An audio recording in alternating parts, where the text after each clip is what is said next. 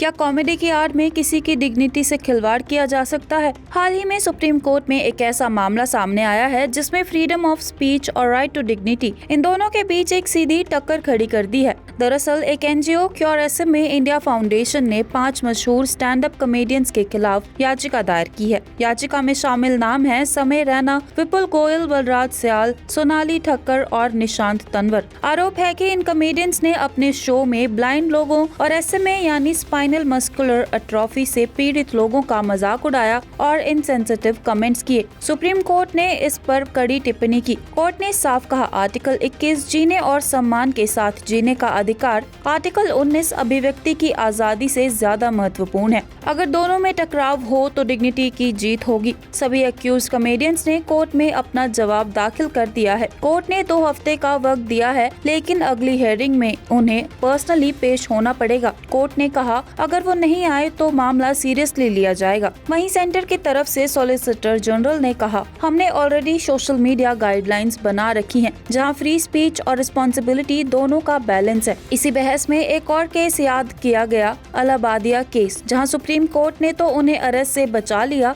लेकिन उनकी बातों को वल्गर और शेमफुल बताया। ये मामला सिर्फ कानून का नहीं है, ये समाज की सोच का भी है। एक तरफ लोग कहेंगे comedy is an art, don't take it seriously, लेकिन दूसरी तरफ कुछ कहेंगे कि इन्फ्लुएंसर्स की बातें लोगों की सोच को शेप करती हैं। तो सवाल ये है, हास्य और हक दोनों में संतुलन कैसे रखा जाए? क्या कॉमेडी की आड़ में किसी की डिग्निटी से खिलवाड़ किया जा सकता है? हाल ही में सुप्रीम कोर्ट में एक ऐसा मामला सामने आया है जिसमें फ्रीडम ऑफ स्पीच और राइट टू डिग्निटी इन दोनों के बीच एक सीधी टक्कर खड़ी कर दी है। दरअसल एक NGO cure SMA India foundation ने 5 मशहूर स्टैंड अप कॉमेडियंस के खिलाफ याचिका दायर की है। याचिका में शामिल नाम है समय रैना, विपुल गोयल, बलराज सयाल, सोनाली ठक्कर और निशांत तंवर। आरोप है कि इन कॉमेडियंस ने अपने शो में ब्लाइंड लोगों और SMA यानी स्पाइनल मस्कुलर एट्रोफी से पीड़ित लोगों का मजाक उड़ाया और इनसेंसिटिव कमेंट्स किए। सुप्रीम कोर्ट ने इस पर कड़ी टिप्पणी की। कोर्ट ने साफ कहा, आर्टिकल 21 जीने और सम्मान के साथ जीने का अधिकार,